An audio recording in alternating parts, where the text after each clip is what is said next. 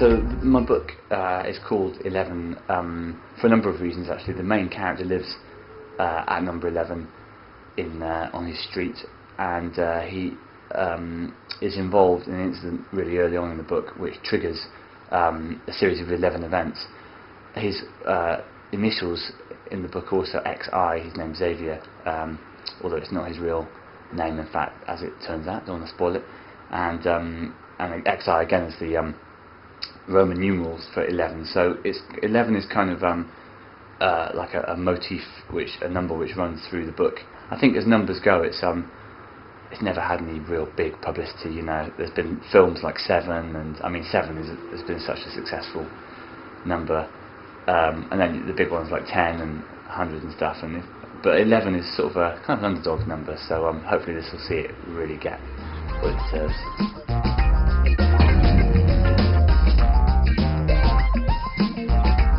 The story of 11 is the story of this guy Xavier, who grows up in Melbourne and has a pretty good life there, and then something awful happens to him, which I won't spoil.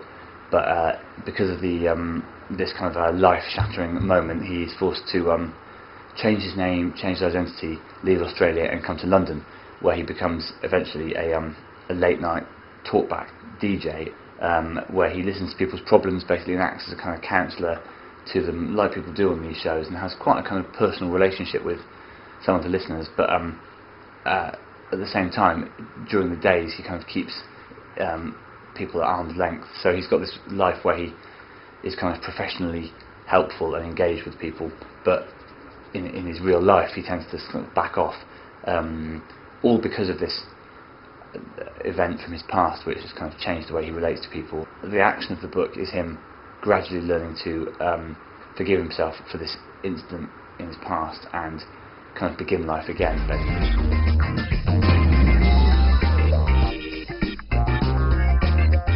I tend not to base characters specifically on a person I know. People always assume that the characters are are equivalent to direct equivalents of people that you know, but it would be quite a dangerous way to live as a writer, I think, because you don't want people that you know to see themselves too literally in the book, and also because then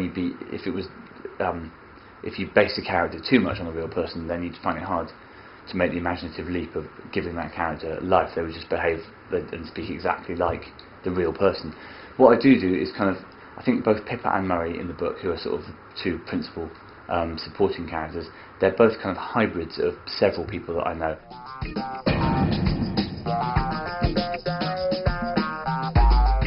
For me, there's not really a contradiction between being a comedian and being a novelist, because I kind of set out to do both things at the same time. In fact, I set out to be a novelist, and then comedy kind of ran away with me a bit, because you can sort of establish yourself much faster as a comedian than you can as an author. So I ended up almost accidentally becoming known as a comedian when my aim really was to be a writer. Now the two things fit together quite well. I think being a comedian, you're instinctively, you're always on the lookout, you're always kind of observing the way people are, the way they talk and what they do, and just looking for funny stuff, basically. A comedian never stops doing that, which is useful in a way for a book, because a novelist again has to observe life and observe characters, their quirks and their kind of complexity.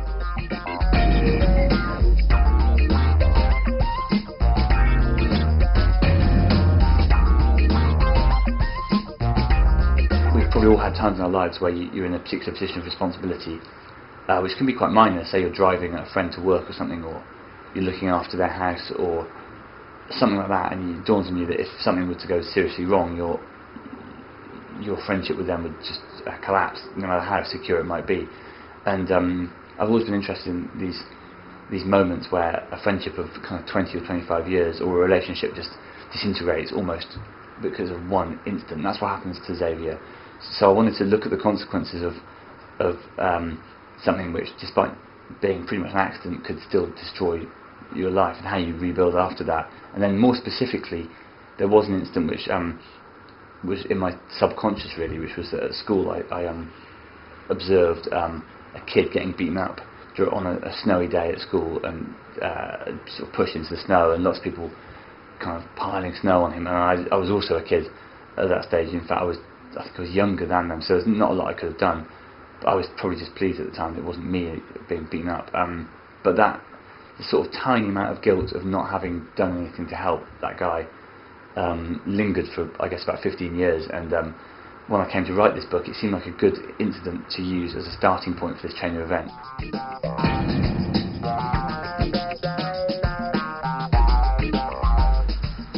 Well,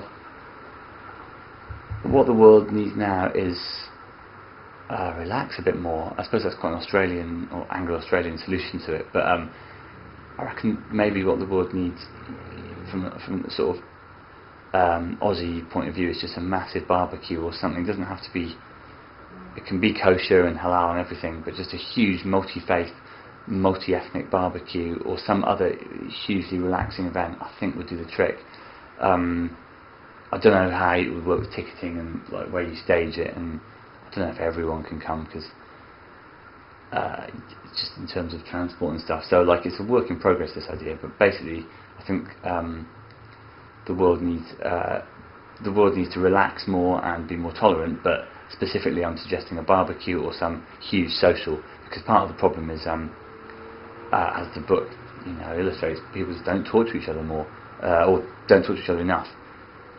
And things like Facebook and Twitter and so on do help with that, but it's still not really communication. Whereas if you've got a sausage in your hands, it's very hard to stay cross with someone. So I think that's what the world needs, but it probably won't be me that actually makes it happen, just in terms of the amount of time I've got on my hands.